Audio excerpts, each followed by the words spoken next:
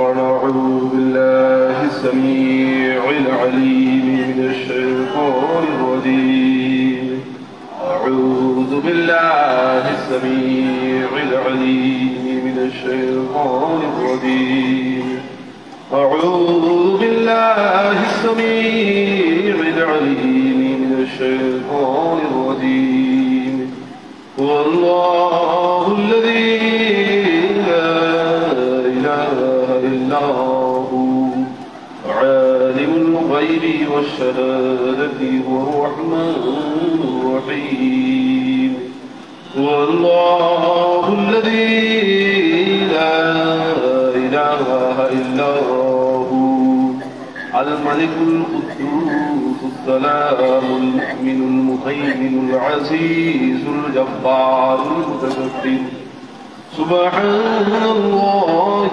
عما يشركون والله الخالق البارئ المصور له الأسماء الحسنى يسبح له ما في السماوات والأرض وهو العزيز الحكيم الله পাকের বান্দাগণ হুজুর সাল্লাল্লাহু আলাইহি ওয়াসাল্লাম ইরশাদ করেছেন কোন মুসলমান বান্দাবান্দি মাগরিবের নামাজের পর সূরা হাশরের শেষ কয়েকটি আয়াত তেলাওয়াত করবে সাথে সাথে প্রত্যেক তেলাওয়াতকারী বান্দা এবং বান্দির জন্য আল্লাহ রাব্বুল আলামিন ৭০,০০০ রহমতের ফেরেশতা নিযুক্ত করে দেবেন।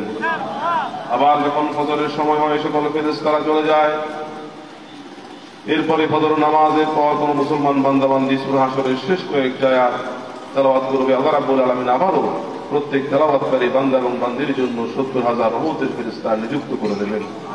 তিনি আরো ইরশাদ করেছেন এই সূরা হাশরের শেষ কয়েকটি আয়াতের আমল যারা নিয়মিতভাবে করবে কিয়ামতের ময়দানে হাশরের মাঠে তাদেরকে শাহাদাতের মর্যাদা দান করা হবে। আমরা আল্লাহ পাকের কোরআনের আমল করতে রাজি আছি কিনা? আল্লাহ পাকের বান্দাগণ, এই যে আমরা প্রতি বছর মিজান ময়দানে একত্রিত হই, বিভিন্ন ইসালে সওয়াব মাহফিলে একত্রিত হই, বার্ষিক মাহফিলের সভাতে একত্রিত হই, এই একত্রিত হওয়াটাকে আল্লাহ রাব্বুল আলামিন পছন্দ করেন। একত্রিত হওয়াটাকে আল্লাহ কি করেন? পছন্দ করেন, ভালোবাসেন। আল্লাহ রাব্বুল আলামিন একত্রিত হওয়াকে পছন্দ করেন বিধায় প্রতি বছর হাজার হাজার লাখ লাখ মুসলমান নর নারী আল্লাহ রাব্বুল আলামিনের ঘরে তাওয়াফ করার উদ্দেশ্যে, সাফা মারওয়া সাই করার উদ্দেশ্যে, মিনায় পাথর মারার উদ্দেশ্যে, এরপরে তারা মুজদালিফা আরাফাতের ময়দানে একত্রিত হয়। কারণ এই একত্রিত হওয়াটাকে আল্লাহ রাব্বুল আলামিন ভালোবাসেন। প্রত্যেক সামর্থ্যবান ব্যক্তির জন্য আল্লাহ হজ ফরজ করে দিয়েছেন যেন তারা একটা জায়গায়, নির্ধারিত কিছু জায়গায় একত্রিত হয়। এরপরে প্রতি বছর দুই ঈদের নামাজে মানুষ একত্রিত হয়, মুসল্লিরা যায়। এই একত্রিত হওয়াটাকে আল্লাহ রাব্বুল আলামিন ওয়াজিব করে দিয়েছেন। তাহলে একত্রিত হওয়াটা যে আমরা একত্রিত হই, এটা কি কোনো খারাপ উদ্দেশ্য নাকি ভালো উদ্দেশ্য? যখন আল্লাহ পাকের বান্দাগণ একত্রিত হয়ে আল্লাহ পাকের জিকির করে, আল্লাহর কাছে দোয়া করে, মুনাজাত করে, আল্লাহর কাছে যাচনা করে, প্রার্থনা করে, কান্নাকাটি করে, নিজের চোখের অশ্রু জড়ায়, তখন আল্লাহ রাব্বুল আলামিন ফেরেশতাদেরকে ডেকে বলে, ও আমার ফেরেশতারা রে, দেখো দেখো আমার বান্দাদেরকে সৃষ্টি করলে তারা দুনিয়াতে মারামারি করবে, তোমরা বলেছিলে ফিতনা করবে, তারা রক্তারক্তি করবে, কিন্তু তারা একত্রিত হয়ে আমি আল্লাহকে স্মরণ করছে, আমার জিকির করছে, আমি আমার নবীর প্রতি দরুদ এবং সালাম আদায় করছে, আমার কাছে কান্নাকাটি করছে। তোমরা সাক্ষী থাকো আমার ফেরেশতারা, আমি আমার এই একত্রিত জামায়াত বান্দা ওদের জীবনের গুনাহ মাফ করে দিলাম। তাহলে একত্রিত হওয়া দরকার আছে কিনা?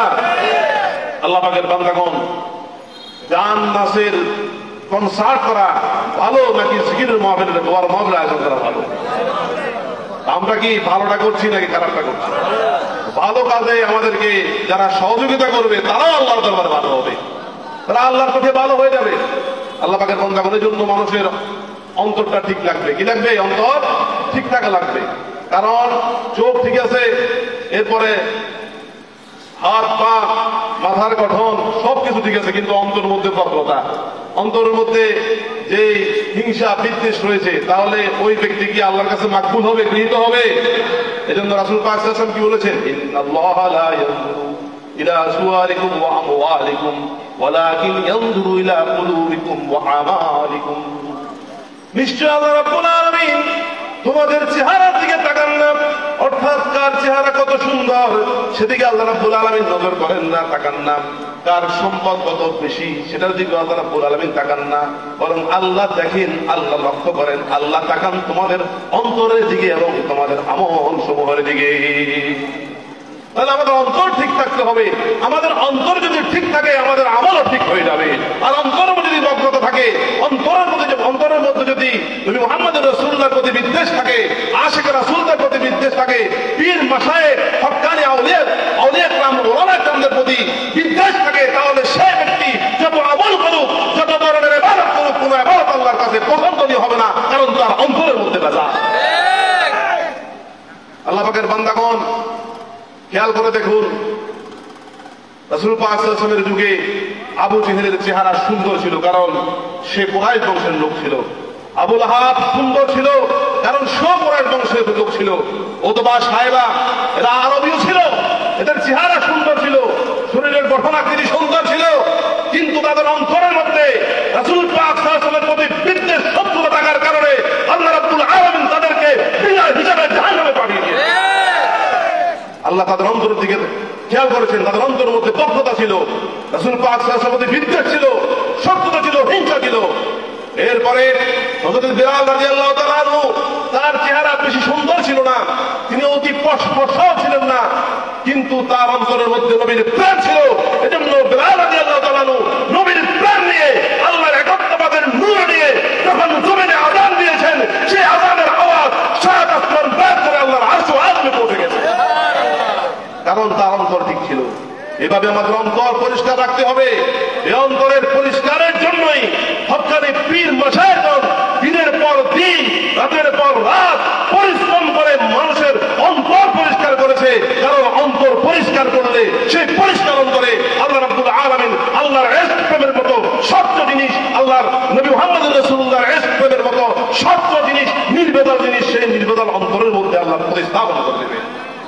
আর অন্তরের মধ্যে ভেজাল থাকলে, বক্র থাকলে, নবী মুহাম্মদ রাসূলুল্লাহর ব্যাপারে হিংসা বিদ্বেষ থাকলে, তার তালিমের ব্যাপারে, সম্মানের ব্যাপারে যদি কোন ধরনের যে অন্তরের মধ্যে বক্র থাকে, তাহলে সেই বক্র অন্তরে, সেই খারাপ অন্তরে কোনদিন আল্লাহ রাব্বুল আলামিন আল্লাহর প্রেমের মতো এত বড় দৌলত, সত্য বিষয়, নবী মুহাম্মদ রাসূলুল্লাহর ইশকের মতো এত দামি জিনিস সেই অন্তরে কোনদিন রাখতেন না। তাই আল্লাহ পাকের বান্দাগণ, এই কাল, অন্তরকে আরবিতে কি বলা হয়? কাল। কাল শব্দের অর্থ হচ্ছে অন্তর, আবার কাল শব্দের অর্থ হচ্ছে পরিবর্তন।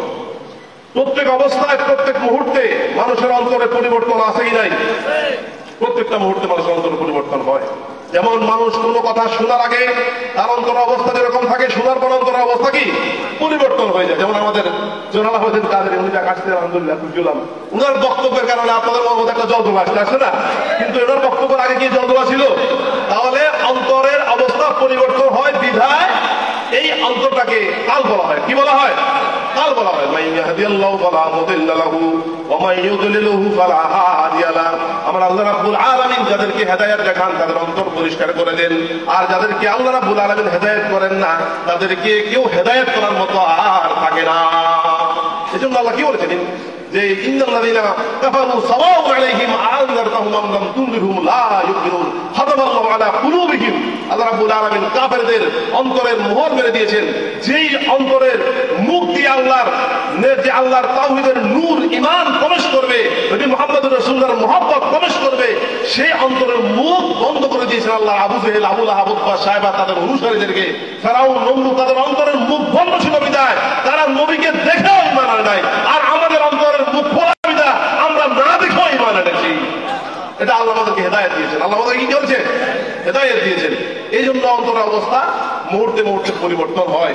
এই জন্য রাসূল পাক সাল্লাল্লাহু আলাইহি ওয়াসাল্লাম আমাদেরকে দোয়া শিক্ষা দিয়েছেন, ইয়া মুসাররিফাল কুলুব সাব্বিত কলবি আলা তাআতিক, ইয়া মুকাল্লিবাল কুলুব সাব্বিত কলবি আলা দীনিক। রাসূল পাক সাল্লাল্লাহু আলাইহি ওয়াসাল্লামের অন্তর পরিবর্তন, অর্থাৎ নাউযুবিল্লাহ মিন যালিক, আল্লাহর দ্বীনের প্রতি সর্ব অবস্থায় কি ব্যস্ত ব্যাকুল ছিল, অর্থাৎ রুজু ছিল আল্লাহর দিকে। কিন্তু এরপরেও আল্লাহ রাব্বুল আলামিনের প্রিয় হাবিব হুজুর নূহ সাল্লাল্লাহু আলাইহি ওয়াসাল্লাম রাহমাতুল লিল আলামিন আমাদেরকে দোয়া শিক্ষা দিয়ে গেছেন। কারণ তিনি বলেছেন, বুইস্তু মুআল্লিমান, আমি মুআল্লিম হিসাবে, শিক্ষক হিসাবে দুনিয়াতে প্রেরিত হয়েছি।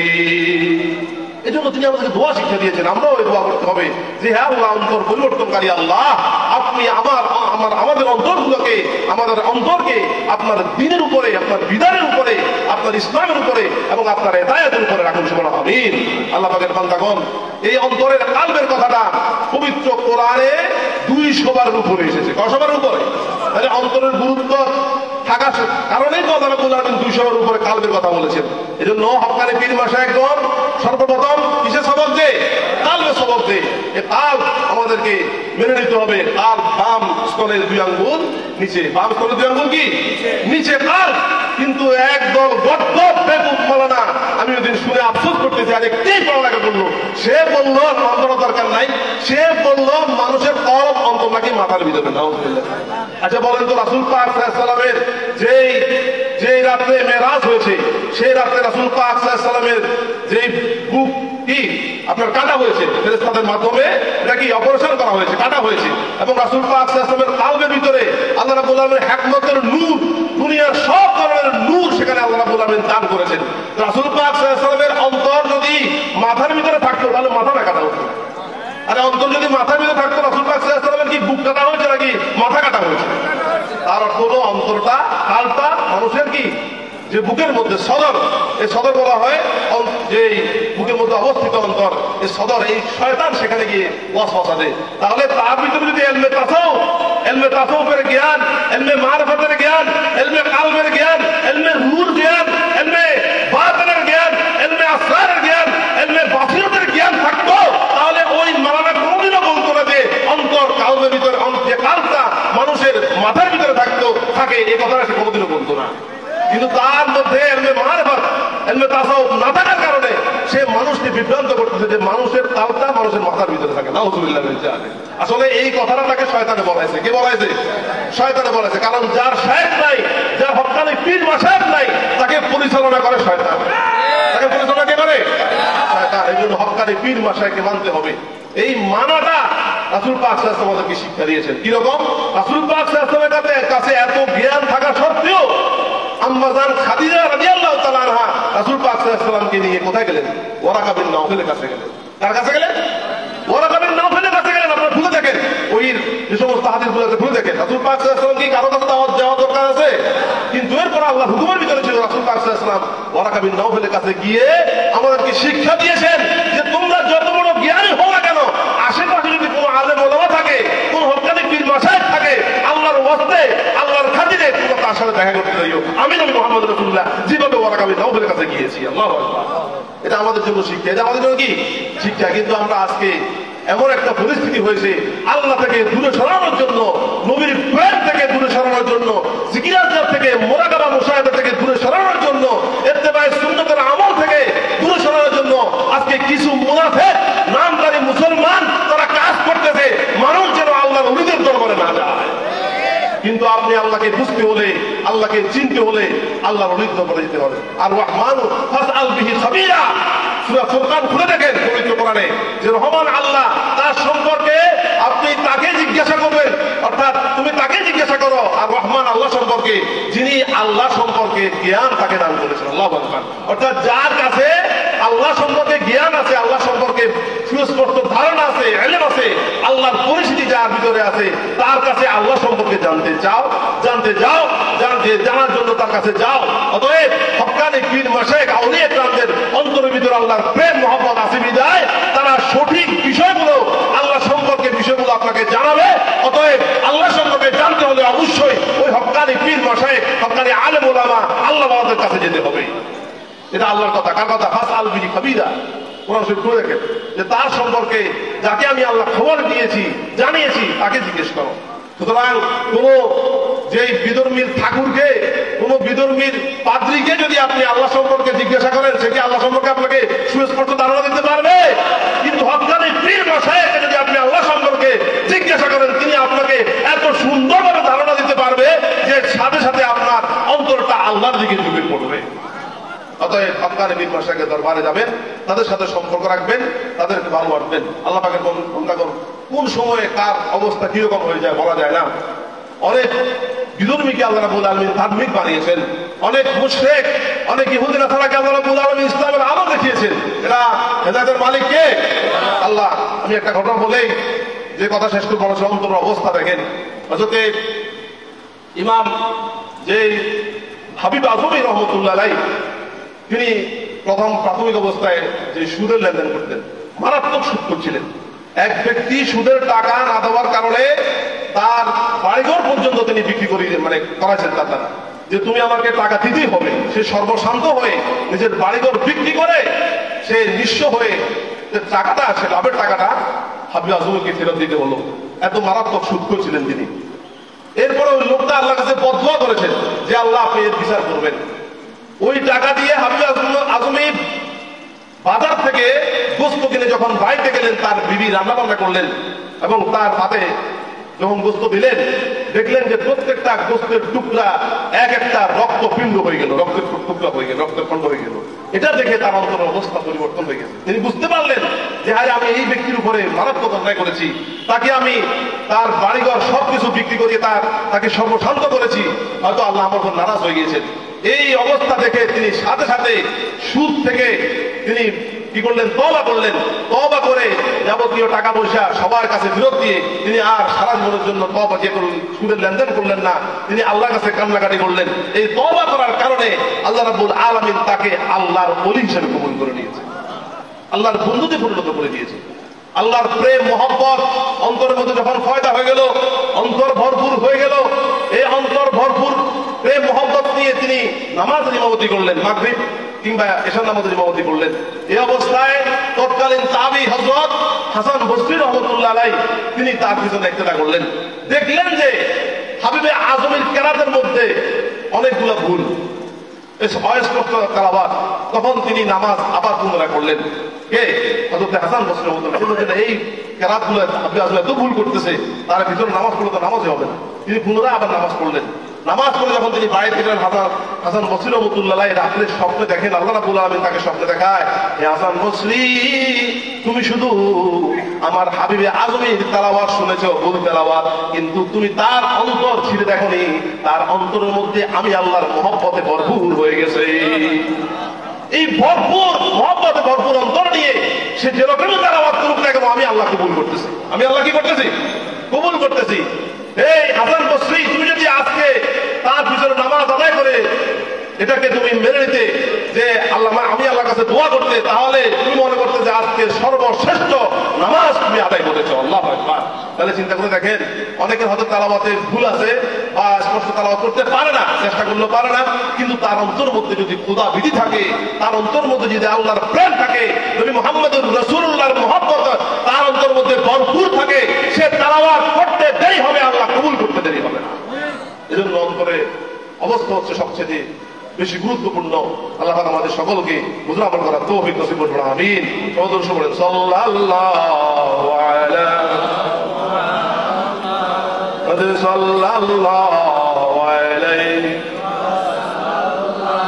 সাল্লাল্লাহু আলা মুহাম্মদ সাল্লাল্লাহু আলাইহি। মানুষ যখন একটা গুনাহ করে, একটা কালো দাগ, গুনার কালো দাগ অন্তর মধ্যে লেগে যায়। দুটা গুনাহ করলে দুটা কালো দাগ লেগে যায়।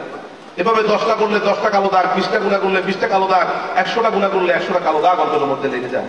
তাহলে আমরা কম বেশি গুনাহ আছে কিনা, গুনাহ করি কিনা, আমার অন্তরের মধ্যে দাগ লেগে যাচ্ছে। এই দাগ দুনিয়ার কোনো সাবান, কোনো হুইল পাউডার, এরপরে যত ধরনের ডিটারজেন্ট পাউডার আছে, এরপরে যত ধরনের যে কাপড় থেকে ময়লা উঠানো যত ধরনের ব্যবস্থা আছে, কোন ব্যবস্থা কি কাজ হবে? অন্তরের ময়লা দূর করতে পারবেন? সাবান দিয়ে কাপড়ের ময়লা দূর করা যায়, গায়ের ময়লা দূর করা যায়, কিন্তু অন্তরের ময়লা দূর করতে হলে একমাত্র ঔষধ, একমাত্র ব্যবস্থা হচ্ছে আল্লাহর জিকির। আল্লাহর জিকির এমন নূরের তাজাল্লি, সেই নূরের আল্লাহর নামের জিকিরের তাসিরে, জিকিরের প্রভাবে মানুষের অন্তরে যে সমস্ত দাগ লেগেছে, গুনার কোনো দাগ, সেগুলো পরিষ্কার হয়ে যায়। এখন আমরা মুক্তসর জিকির করবো, এরপরে দোয়া করে দেবো। রাত অনেক হয়েছে, ওয়াজ নসিহত অনেক হয়েছে, যেগুলো শুনেছেন সেগুলো নিজের জীবনে বাস্তবায়ন করার চেষ্টা করবো। সবাই চক্ষু বন্ধ করে কালবে দিকে ধ্যান করে আমি আমার কালবের জন্য মতবাজ্য আছে, কাল আল্লাহ বলে আশাদিন তোর মতবাজ্য আছে, আল্লাহ বলে আশাদের মধ্যে কাদির ও চেষ্টা থেকে নিষ্পাত হয়ে নাফিস বা জিকিরের ফয়েজ আমার কাল প্রদান করি। আল্লাহ বিসমিল্লাহির রহমানির রহিম। লা ইলাহা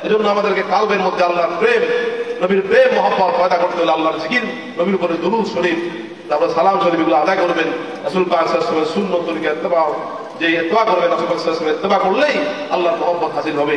আল্লাহ পাকের বান্দাগণ, আমি বলতে চাই যে আমাদের বাংলাদেশ কি অমুসলিম কান্ট্রি, মুসলিম দেশ নাকি মুসলমান দেশ?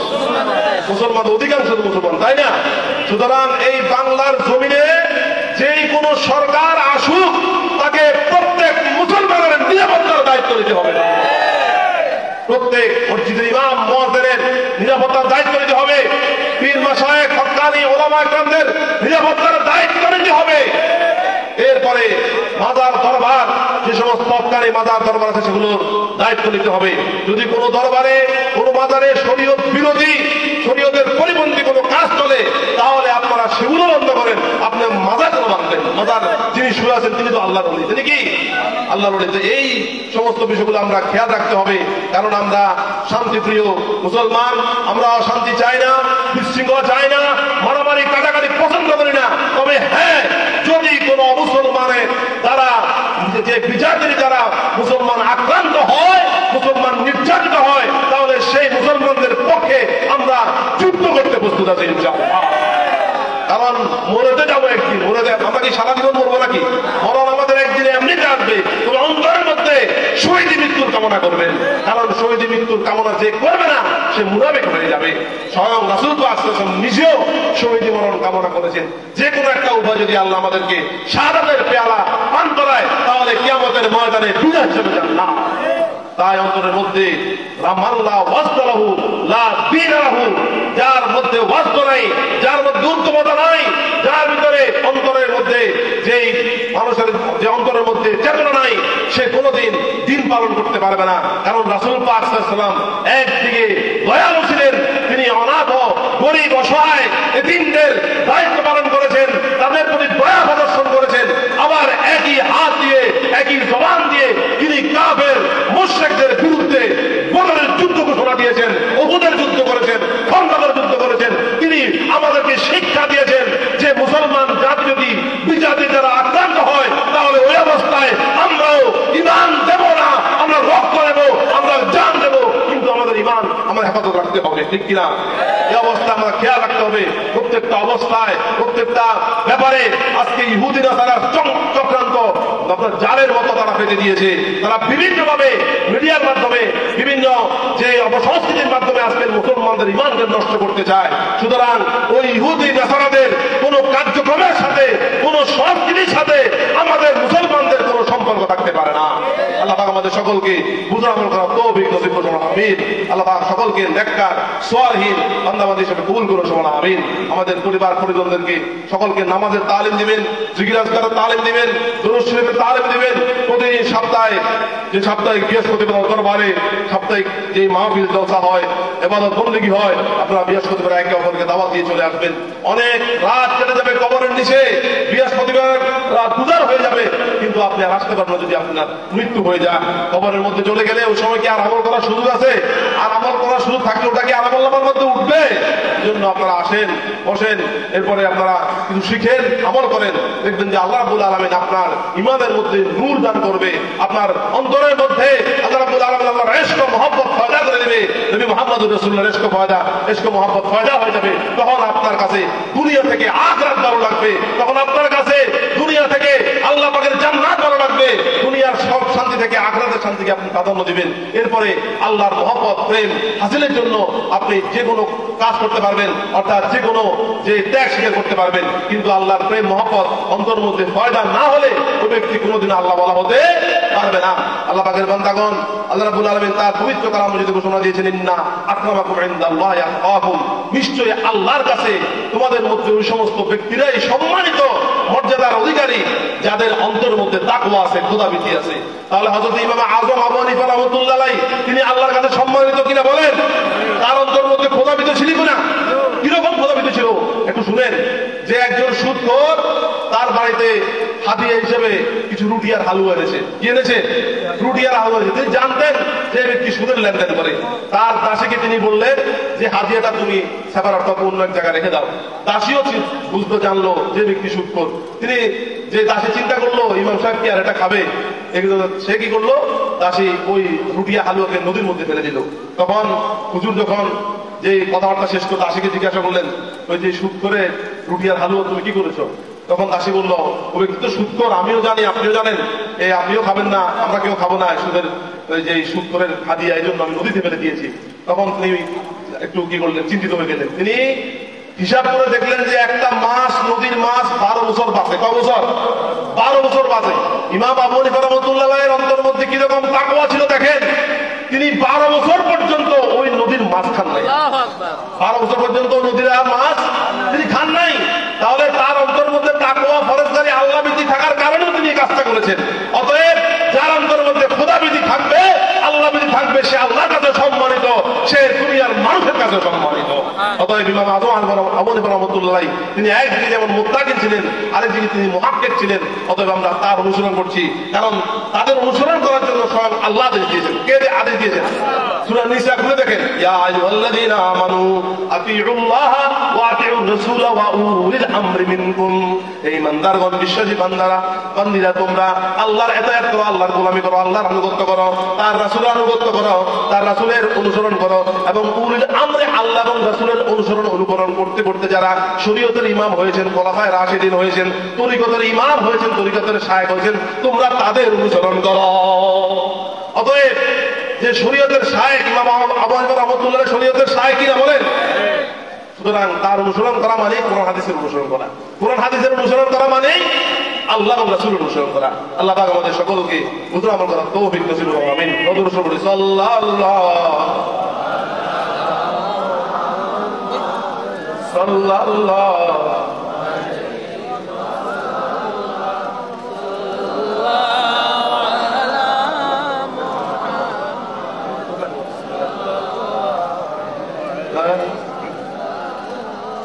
আল্লাহ পাক আমাদের সকলকে বুঝে আমল করার তৌফিক নসিব করুন। আমিন।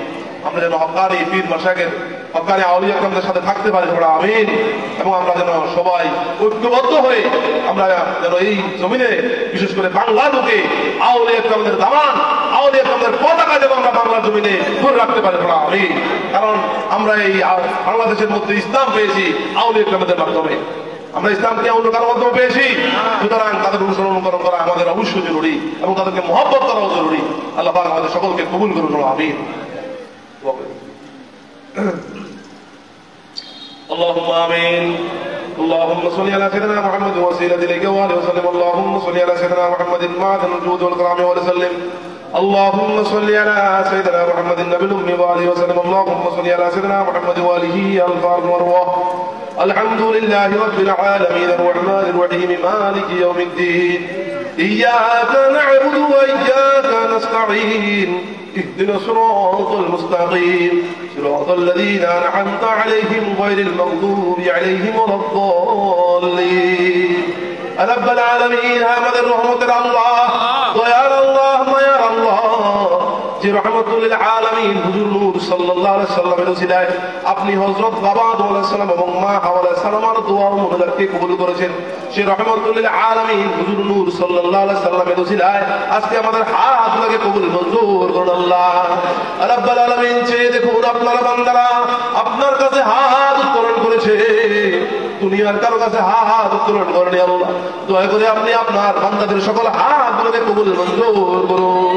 আজকে বাগে নরম के दीगर दौरे वजे दस्ते तू हिज दस्ते भला दरनी मन फकीरम मन गरीबम में तो सूबी मारदा एक कदाजा शरबते दारु शफा दारा मुबीन रब्बना आतिना फिद दुनिया हसनतन व फिल आखिरति हसनतन व किना আযাবান নার। হে আমাদের প্রভু, হে আমাদের রব, দুনিয়াতে আপনি আমাদেরকে কল্যাণ দান করেন, আখিরাতেও কল্যাণ দান করবেন, আর ওই জাহান্নামের আগুন থেকে আপনি আমাদের সকলকে রক্ষা করবেন আল্লাহ রাব্বুল আলামিন। যেভাবে জীবন যাপন করলে জান্নাতি হওয়া যায়, যেভাবে জীবন যাপন করলে জাহান্নামের আগুন থেকে রক্ষা পাওয়া যায়, আমাদেরকে সেভাবে জীবন যাপন করার তৌফিক নসিব করুন। যেভাবে জীবন যাপন করলে আপনার প্রিয় বান্দা হওয়া যায়, আপনার হাবিব সাল্লাল্লাহু আলাইহি ওয়াসাল্লামের প্রিয় উম্মত হওয়া যায়, যায় আমাদেরকে সেভাবে জীবন যাপন করার তৌফিক নসিব করুন। লা ইলাহা ইল্লাল্লাহু হালিমুল কারীম সুবহানাল্লাহি রাব্বিল আরশিল আযীম আলহামদুলিল্লাহি রাব্বিল আলামিন আসআলুকা মুজিবাতি রাহমাতিকা ওয়া আযামি মাগফিরাতিকা ওয়া মুজিয়াতি আমরিকা ওয়াস সালামাতা মিন কুল্লি ইসমিন ওয়া গনিমাতা মিন কুল্লি বিররিন ওয়াল ফাওজা বিল জান্নাতি ওয়ান নাজাতা মিনান নার। আল্লাহুম্মা লা তাদআ লি যামবান ইল্লা গফারতাহু। হে আল্লাহ, আপনি আমাদের জীবনের কোনো গুনাহকে মাফ না করে রাখবেন না। ওয়ালা হাম্মান ইল্লা ফাররাজতাহু। আমাদের মনের দুশ্চিন্তাকে দূর না করে রাখবেন না। ওয়ালা দাইনান ইল্লা কাদাইতাহু। আমাদেরকে ঋণের দায় থেকে মুক্ত না করে রাখবেন না। ওয়ালা হাজাতাম মিন হাওয়াইজিদ দুনিয়া ওয়াল আখিরাতি ইল্লা কাদাইতা ইয়া আরহামার রাহিমিন। দয়া করে দুনিয়া আখিরাতের সকল হাজতগুলো আপনি পূরণ করে দেবেন আল্লাহ। আল্লাহুম্মা রযুকনা ফি'আনাদিদ দ্বীন। হে আল্লাহ, দ্বীন ইসলামের ব্যাপারে আমাদেরকে গভীর জ্ঞান দান করুন। ওয়া জিয়াদাতান ফিল ইলমি, আমাদের ইলম বৃদ্ধি করে দিন। ওয়া কিফায়াতান ফিল রিজকি, আমাদেরকে পর্যাপ্ত পরিমাণে রিজিক দান করুন। ওয়া আফিয়াতান ফিল বদনে, আমাদের শরীর সুস্থ রাখুন। ওয়া তাওবাতান ক্বাবলাল মাউত ইন্নাকা আলা কুল্লি শাইইন কাদির। আর আমাদের সকলের মৃত্যুর আগে আগে আমাদের সকলের তওবাকে আপনি কবুল করুন আল্লাহ। আয় খুদাবন্দে বাহকে জাতে কিবরিয়া কলকুম বরমান তুফাইল মুস্তাফাউল হুদা হুরমতে ইয়া শাহে হায়দার সরদার আলী মুকাম বাহর হযরত ফাতিমা বিনতে রাসূল মুজতবা আস্তফাইল আমিরুল মুমিনিন হযরত হাসান হাম ইমামুল মুসলিমিন হযরত হুসাইন রহমা রহমতে হক লিয়ে বশরকাতে পীরানে পীর इज्जत दिन हो तो फायले इज्जते पीराने पीर दिन से बादल बिटियाए हजरते पीराने पीर जबकि अरशे मरी बरश और आते पीराने पीर रुक नहीं सकते सयूबे है बाते पीराने पीर अस्सलातु वस्सलातु हिम्मते पीराने पीर बादशाह अर्द आलम शाहे अब्दुल कादिरात सरवर औलाद आदम शाहे अब्दुल कादिरात आबताबो महताबो अर्श कुर्सी कलमात नूर कल्बे नूर आदम शाहे अब्दुल कादिरात। अल्लाह जी बड़ो पीर शेख सर अब्दुल कादिर जिलानी बगदादी रहमतुल्लाह अलैहि আপনার ইশকে আপনার মহব্বতে নিজের কলিজাকে চূর্ণ বিচূর্ণ করে আপনার জন্য উৎসর্গ করে দিয়েছিলেন। সেই বড় বীর শেখ আব্দুল কাদের জিলানী রাহমাতুল্লাহ আলাইহির রূহানি ইজ্জতের বরকতে আজকের এই মাহফিলকে আপনি কবুল করুন আল্লাহ। আল্লাহ এইভাবে আদম কনফারেন্সকে আপনি কবুল মঞ্জুর করুন আল্লাহ। আর রব্বুল আলামিন আমরা এখানে যতজন হাত পেতেছি সকলকে আপনার ওলি বানিয়ে দেন আল্লাহ। আল্লাহ আপনার প্রেমিক বান্দাদের লিস্টের ভিতরে আমাদের নামগুলো লিপিবদ্ধ করে দিন। রব্বির হামহুমা কামা রব্বায়ানি সগীরা। সকলেই নিজ নিজ মা বাবার জন্য দোয়া করুন। রব্বির হামহুমা। মাবুদ, আমরা অনেকে মাহারা, অনেকে হয়েছি আব্বাহারা। দুঃখিনী মা, দুঃখী আব্বা কত কষ্ট করে কত যন্ত্রণা সহ্য করে আমাদেরকে লালন পালন করেছে, নিজে না খেয়ে আমাদেরকে খাওয়াইছেন আল্লাহ। সেই দরদিনী মা, দরদি আব্বা যাদের কবরবাস হয়ে গেছেন, আজকের হাদিয়া তাদের কবরে পৌঁছিয়ে দিন। তাদের আম্মা আব্বা বেঁচে আছেন, হায়াতের মধ্যে বরকত দান করুন, শরীর সুস্থ রাখুন, মা বাবার সেবা করে জান্নাতে যাওয়ার তৌফিক নসিব করুন আল্লাহ। রাব্বুল আলামিন আজকের এই বিশাল আয়োজন মাহফিল যারা আল্লাহ বিভিন্ন টাকা পয়সা খরচ করে গায়ের পরিশ্রম দিয়ে উপস্থিত হয়ে পরামর্শ দিয়ে মাহফিল সাজিয়েছে আল্লাহ, বেহেশতের বাগান সাজিয়েছে, দয়া করে সকলকে আপনি বেহেশতবাসী হিসেবে কবুল করুন আল্লাহ। আল্লাহ সারা বিশ্বের সকল উম্মতে মুহাম্মাদি কলমাদারি ইমানদার মুসলমান নর নারীর ঈমানকে আপনি মজবুত রাখুন, আমলকে আপনি সুন্দর করে দিন আল্লাহ। আর রব্বুল আলামিন সকলের উপর খাস রহমত বরকত নাযিল করে দিন আল্লাহ। আল্লাহ আমাদের সকলের জান মাল ইমান ইজ্জত আমাদের আকীদা সব কিছু আপনার কুদরতি হাতে হাওলা করে দিলেন। আপনি আমাদের একমাত্র অভিভাবক হয়েছেন আল্লাহ। আল্লাহুম্মা আনতা ওয়ালিয়্যি ফিদ দুনিয়া ওয়াল আখিরা। আল্লাহুম্মা আনতা ওয়ালিয়্যি ফিদ দুনিয়া ওয়াল আখিরা। আল্লাহুম্মা আনতা ওয়ালিয়্যুনা ফিদ দুনিয়া ওয়াল আখিরা। রব্বুল আলামিন দয়া করে আপনার রহমত থেকে দয়া থেকে আমাদের কাউকে বঞ্চিত করবেন না আল্লাহ। আজকের হাদিয়া মদিনা দরবারে পৌঁছিয়ে দিন, জান্নাতুল বাগ জান্নাতুল মুআল্লাতে আজকের হাদিয়া পৌঁছিয়ে দিন। শুহাদায়ে বদর, শুহাদায়ে উহুদ, শুহাদায়ে খন্দক, শুহাদায়ে কারবালার পবিত্র আত্মা মুবারক আজকের হাদিয়া পৌঁছিয়ে দিন। রাস্তার ধারে, পুকুরের পাড়ে, নদীর তীরে, সাগরের তীরে, পাশ গাছের নিচে, নির্জন প্রান্তরে যত মাবিন সিদ্দিকিন শুহাদায়ে সালিহিন আউলিয়া মাবদার গাউস কুতুব পীর মাশায়েখ তাদের খানদান বখানদান মুরিদান, আমাদের মায়ের গুণের বাপের গুণের শ্বশুর শাশুড়ি গুণের মায় মুরব্বী ইকরাম আত্মীয় স্বজন আমাদের হকদার জাকিরিন ভাই বোন বন্ধু যে এখানে কবরবাস হয়ে গেছেন, দুনিয়া থেকে বিদায় হয়ে মাটির নিচে চলে গেছেন, দয়া করে মেহেরবানি করে সকলের কবরে রুহের বাগানে আজকের হাদিয়া পৌঁছিয়ে দিন। যে সমস্ত আউলিয়া ইকরাম গণ নিঃস্বার্থভাবে ইসলামের খেদমত করে তরিকত মানুষের খেদমত করে দুনিয়া থেকে বিদায় হয়ে গেছেন, কবরবাস হয়ে দয়া করে সকল আউলিয়া ইকরামদের পবিত্র রূহ আজকের হাদিয়া হাদিয়া পৌঁছিয়ে দিন। আল্লাহ আজকের হাদিয়া আমাদের প্রাণ প্রিয় মুর্শিদ মহিপাড়া আলাদা পিসাব আজকে হাদিয়া পৌঁছিয়ে দিন। তার খাস সুয়ারি ফয়েজ বরকত আপনি আমাদের সকলকে দান করুন আল্লাহ। আল্লাহ আমাদের মধ্যে যারা ব্যবসা বাণিজ্য করে তারা ব্যবসা বাণিজ্যে খায়ের বরকত দান করুন, যারা চাকরি করে চাকরির মধ্যে খায়ের বরকত দান করুন, যারা আল্লাহ বেকার অবস্থা আছে কাজকর্মের সুযোগ সুবিধা করে দিন, যারা বিদেশের বাইরে আছে সহি সালামত রাখুন, যারা লেখাপড়া করে জ্ঞান শক্তি মেধা শক্তি বৃদ্ধি করে আল্লাহ।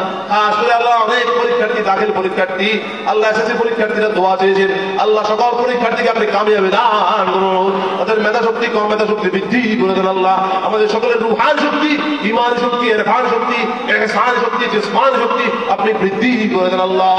ওয়াফিজনি মাওলায়া মিন আফাদিদ দুনিয়া ওয়াল আখিরাতি ওয়ালা তামতানি ইয়া সাইয়্যিদি আলা রুজিল খালাইক খাসাতান ফি ইয়াউমিল মাউদ। আল্লাহু আকবার আল্লাহু আকবার আল্লাহু আকবার কবীরা লা জিদ্দা লাহু ওয়ালা নিদ্দা লাহু ওয়ালা জাবরা লাহু ওয়ালা শিবহা লাহু ওয়ালা হাদ্দ লাহু ওয়ালা আদ্দ লাহু ওয়ালা মিসলাহু ওয়ালা কুফ লাহু ওয়ালা নাযির লাহু ওয়ালা ওয়াজির লাহু ওয়ালা শারীকা লাহু বিল মুলকি। আসআলুকা ইয়া আজিজু ইয়া আজিজু ইয়া আজিজু আন তুওয়াজ্জিদনি বিল ইজ্জতি ওয়াল আযমতি ওয়াল হাইবতি ওয়াল কুদরতি ওয়াল কিবরিয়া ওয়াল জাবরুতি। ইয়া আল্লাহু ইয়া আল্লাহু ইয়া আল্লাহু ইয়া রহমানু ইয়া রহমানু ইয়া রহমানু ইয়া রহিমু ইয়া রহিমু ইয়া রহিমু আন তুরিয়ানি ফি মানামি লিকা নাবিকা ওয়া মা রাজুতু মিনকা ওয়া আকরিমনি বিমাগফিরাতি খাতিয়াতি ইন্নাকা আলা কুল্লি শাইইন কাদির। আল্লাহুম্মা সাল্লি আলা সাইয়্যিদিনা মুহাম্মাদিন যা যাকারুল আবরার। আল্লাহুম্মা সাল্লি আলা সাইয়্যিদিনা মুহাম্মাদিন মাখতালাফাল লাইলা ওয়ান নাহার। আল্লাহুম্মা সাল্লি আলা সাইয়্যিদিনা মুহাম্মাদ ওয়া আলা আলি সাইয়্যিদিনা মুহাম্মাদ বিআদাদি কুল্লি শাইইন ফিদ দুনিয়া ওয়াল আখিরাহ। সালাতুল্লাহি তাআলা মালাইকাতিহি ওয়া আমবিয়াইহি ওয়া রাসূলিহি ওয়া জামিই খালকিহি মুহাম্মাদিন সাইয়্যিদিল মুরসালিন ওয়া ইমামিল মুত্তাকিন ওয়া খাতামিন নাবিয়্যিন ওয়া রাসূলিল আলামিন ওয়া আলা আলিহি ওয়া আসহাবিহি ওয়া আজওয়াজিহি ওয়া যুররিয়াতিহি ওয়া আলি বাইতিহি ওয়া ইতরাতিহি আজমাইন। আল্লাহ ফিলিস্তিনের মুসলমানকে আপনি হেফাজত করুন আল্লাহ। যত জায়গা যত অঞ্চলে যত দেশে মুসলমানরা বিজাতির যারা নির্যাতনের শিকার হচ্ছে দয়া করে তাদের সকলকে আপনি রক্ষা করুন আল্লাহ। বিজাতির শক্তিকে কমিয়ে দেন আল্লাহ, মুসলমানের শক্তিকে বৃদ্ধি করে দেন আল্লাহ। আল্লাহ আমাদের দেশের উপরে আপনি খাস রহমত বরকত নাযিল করে দেন আল্লাহ। যত ধরনের সমস্যা আছে সমস্যা সমাধান করে দিন। আল্লাহুম্মা সাল্লি আলা মুহাম্মাদ ওয়া জিবরাইলা ওয়া মিকাইলা ওয়া ইসরাফিলা ওয়া আজরাইলা ওয়া মুনকারা ওয়া নাকিরা ওয়া আলা হামালাতিল আরশি ওয়াল কিরামাল কাদিমিন ওয়া সাল্লামা তাসলিমান কাসীরান কাসীরা বিরহমাতিকা ইয়া আরহামার রাহিমিন। আসসালামু আলাইকুম ওয়া রাহমাতুল্লাহ।